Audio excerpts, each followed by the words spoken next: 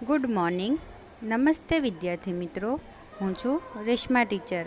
આજનો આપણો વિષય છે હિન્દી, જેમાં આપણે પાઠ 6 ડૉક્ટર વિક્રમ સારાભાઈ શીખીશું. પાઠ છે ડૉક્ટર વિક્રમ સારાભાઈ. તો બાળકો, તમને ખબર છે ડૉક્ટર વિક્રમ સારાભાઈ કોણ હતા? તેઓ એક મહાન वैज्ञानिक था। हमारे जीवन को सुविधापूर्ण बनाने में वैज्ञानिकों का प्रमुख योगदान रहा है। अपना जीवन में सुख सुविधा लावा माटे कोनो फारो रह्यो छे वधारे? तो वैज्ञानिकोनो। प्रस्तुत इकाई हमें विक्रम साराभाई जैसे अद्भुत व्यक्तित्व से परिचित कराती है।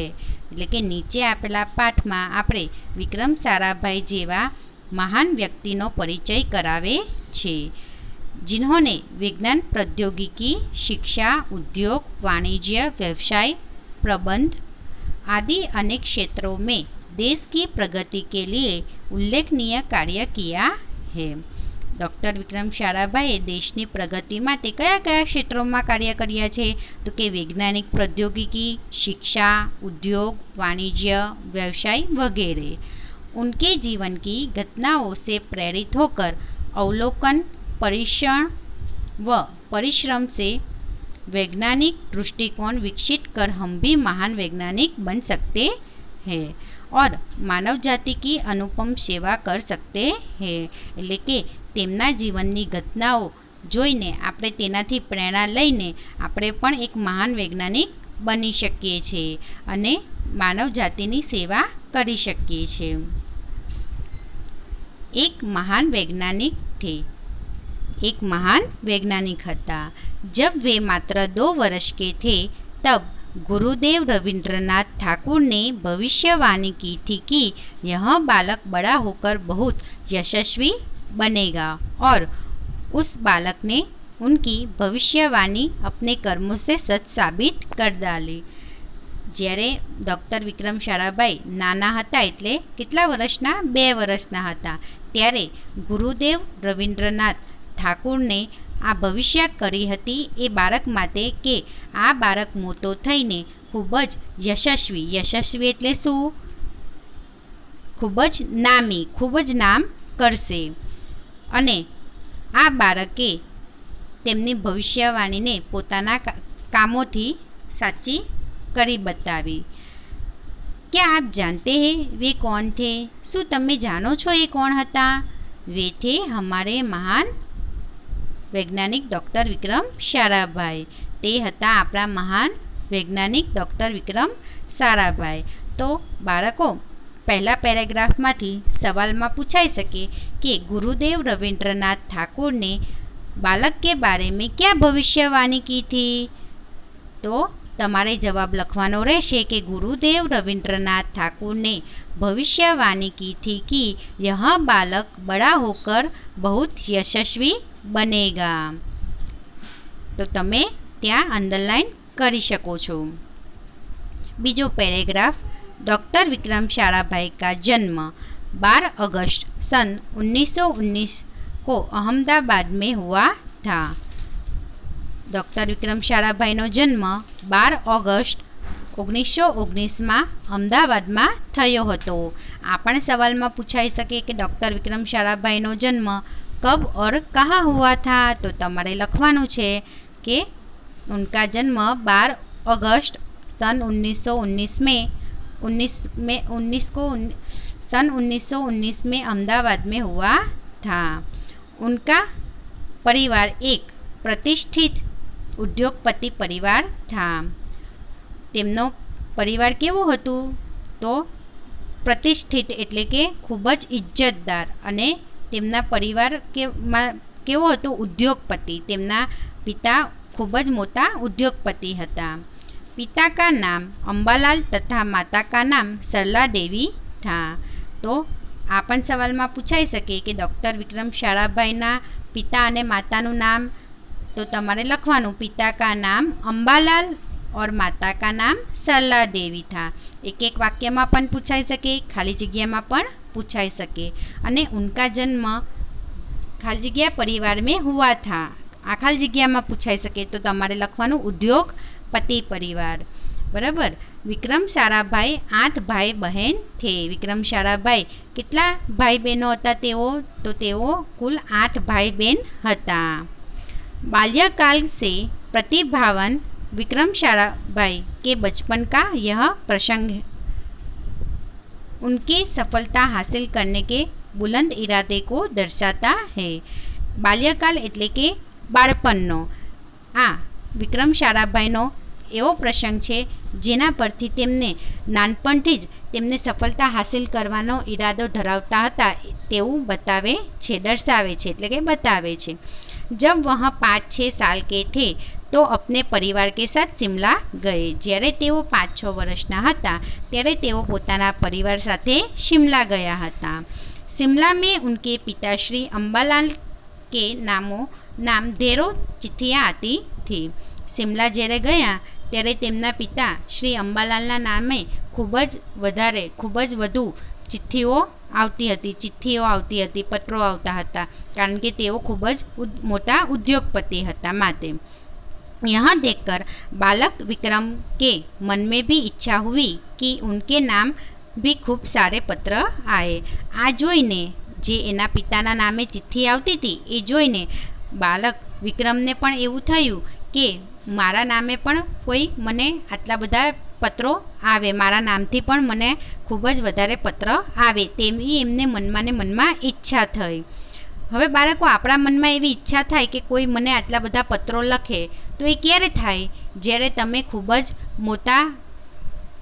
જ નામ હોય તમારું સંસારમાં અને ખૂબ જ મોટા માણસ બનો તો જ તમને કોઈ પત્ર લખે। જેમ કે એના પિતા ઉદ્યોગપતિ હતા તેથી એમના નામે પત્ર આવતા હતા, બાકી આમ તો કોઈને પત્ર લખતું નથી। એટલે એમના મનમાં ત્યારથી જ એવા ઈરાદા હતા કે મારા નામે પણ આટલા બધા પત્રો આવે એમ। इसीलिए कई लिफाफों पर अपना नाम तथा पता लिखा और डाकघर में डाल दिया। अने त्यारे एमने शुं कर्युं, કેટલાક પત્રો લીધા અને તેની અંદર પોતાનું જ નામ લખ્યું, પોતાનું જ એડ્રેસ લખ્યું અને તેને डाकघर એટલે टपाल पेटीमां नाखी आव्या।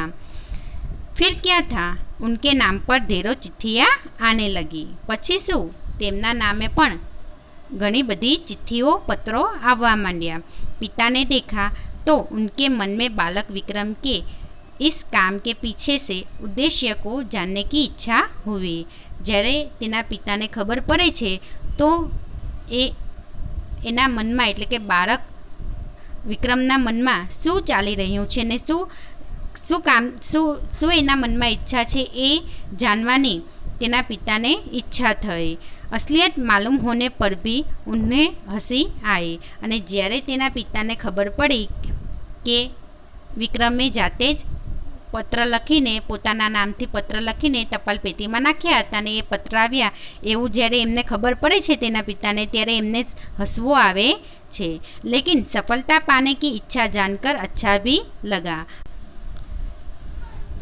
परंतु सफलता प्राप्त करवानी इच्छा जानीने तेना पिताने सारूं पण लागे छे।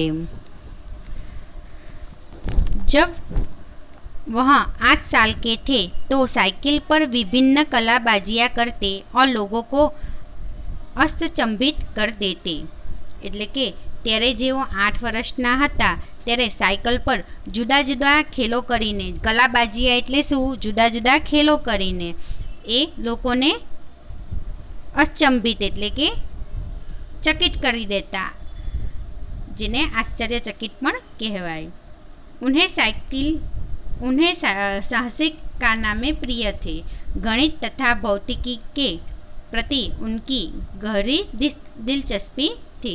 એટલે तेमने साहसिक कामों खूब ज गमता हता अने तेमने गणित अने भौतिकी एटले के विज्ञान जेवा विषयोमां ऊंडो रस હતો। દિલચસ્પી એટલે કે ગહરી દિલચસ્પી એટલે કે ગહરી એટલે ઊંડો અને દિલચસ્પી એટલે કે રસ હતો તેમને।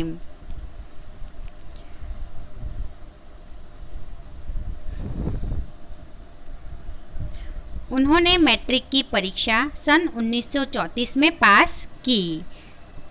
तेमने मैट्रिकनी परीक्षा 1934 में पास करी। सन 1934 से 37 में गुजरात कॉलेज अहमदाबाद में इंटर की पढ़ाई की અને પછી તેઓએ 1934 મેટ્રિકની પરીક્ષા પાસ કર્યા બાદ તેઓ 1934થી 1937 સુધી ગુજરાત કોલેજ જે ક્યાં આવેલી છે અમદાવાદમાં, ગુજરાત કોલેજ ક્યાં આવેલી છે તો અમદાવાદમાં. આ પણ સવાલમાં પૂછાઈ શકે કે ગુજરાત કોલેજ અમદાવાદમાં તેમને ઇન્ટરની પढ़ाई કરી એટલે કે તે પછી ત્યાં અમદાવાદમાં ભણ્યા. सन 1937 में इंग्लैंड चले गए અને પછી ત્યાં ભણીને તેઓ 1937 में क्या गया इंग्लैंड गया.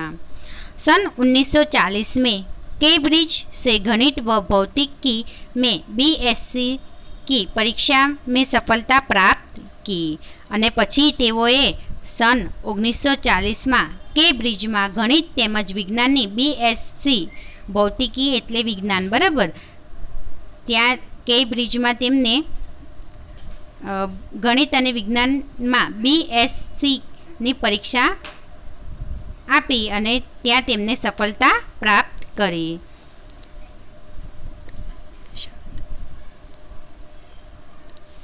तत्पश्चात द्वितीय विश्व युद्ध के शुरू होते ही विक्रम साराभाई भारत लौट आए. તે પછી જ્યારે વિશ્વયુદ્ધ શરૂ થવાનું હતું ત્યારે જ વિક્રમ સારાભાઈ ભારત આવી ગયા.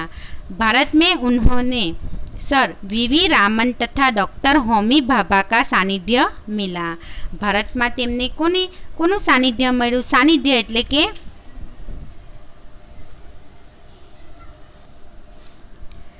भारत में तेओने सर वीवी रामन अने होमी भाभा का सानिध्य मिला. सानिध्य एटले शुं? तो તે તેમનું મળવાનું એમને થયું, તેમની નજીક આવ્યા એટલે કે એમનું કામ માટે મળતા રહ્યા એ લોકો. આ પૂછાઈ શકે કે ભારતમાં ડૉક્ટર વિક્રમ સારાભાઈ को किनका सानिध्य मिला? तो सर वीवी रामन અને डॉक्टर होमी भाभा.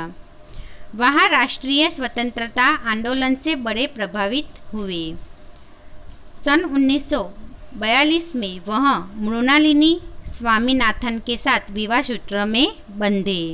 જ્યારે ડૉક્ટર સીવી રામન અને હોમી ભાભાને મળે છે અને તેમને રાષ્ટ્રીય સ્વતંત્રતાના આંદોલન વિશે જાણે છે અને તેઓ એનાથી ખૂબ જ પ્રભાવિત થાય છે. એટલે કે રાષ્ટ્રીય સ્વતંત્રતાના આંદોલનથી તેઓ ખૂબ જ પ્રભાવિત થાય છે અને सन 1942 તેમને મૃણાલિની સ્વામીનાથન સાથે લગ્ન કર્યા. તો તેમની પત્નીનું નામ શું છે?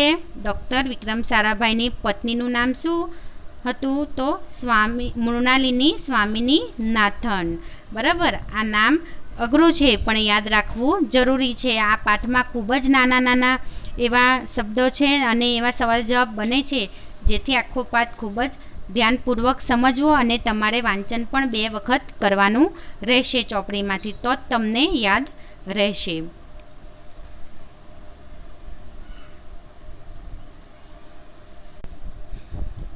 उन्होंने अंतरिक्ष की गहराइयों से आने वाले रहस्यमय कॉस्मिक किरणों पर अनुसंधान करके कैम्ब्रिज विश्वविद्यालय से सन 1947 में पीएचडी की उपाधि हासिल की. એટલે કે ડૉક્ટર વિક્રમ સારાભાઈએ અંતરિક્ષની આકાશની ગહેરાઈઓમાંથી એટલે કે ઊંડાણોમાંથી આવવાવાળા જે બ્રહ્માંડીય કિરણો છે તેનું પણ ખોજશોધ કરી હતી અને કેમ્બ્રિજ विश्वविद्यालय से उन्होंने 1947 में पीएचडीनी उपाधि हासिल करी हती. तो बाळको कॉस्मिक किरणों एटले शुं?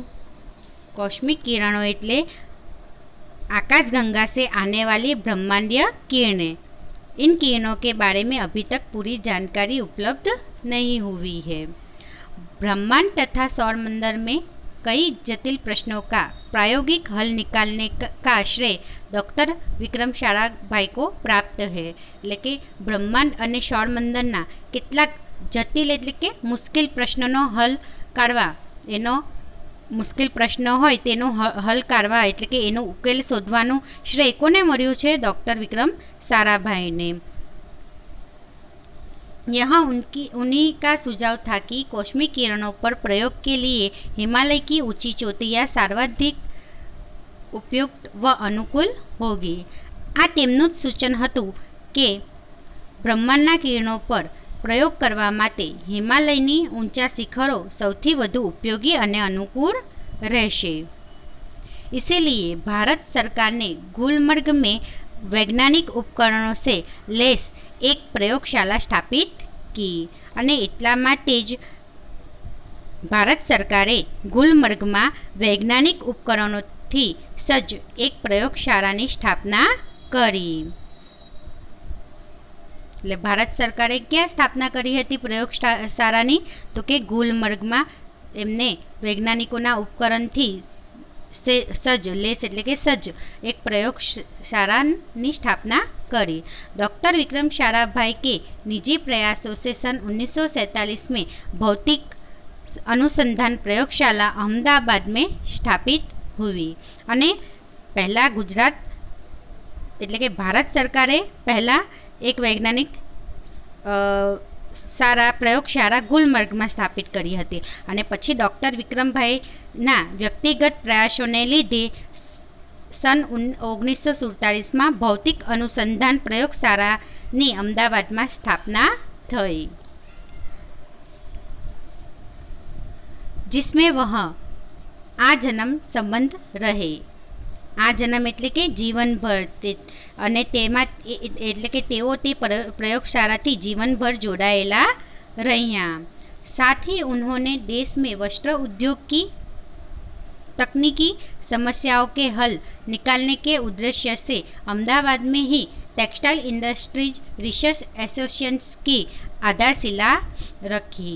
तेमने अहमदाबाद में प्रयोगशाला तो खोली ज हती अने तेओ तेनी साथे जीवनभर जोड़ायेला ज रह्या, परंतु तेओ प्रयोगशालानी साथे साथे देश में वस्त्र उद्योगनु जे टेक्निकल समस्याओं निराकरण करवाना उद्देश्यथी पण अमदावाद में टेक्सटाइल इंडस्ट्री रिसर्च एसोसिएशन नो पायो नाख्यो। भौतिक अनुसंधान प्रयोगशाला डॉक्टर विक्रम साराभाई परमाणु शक्ति, अंतरिक्ष विकिरण, सूर्य, ग्रह, तारा, प्लाज्मा, भौतिकी और खगोल पर वह कार्य करते रहे।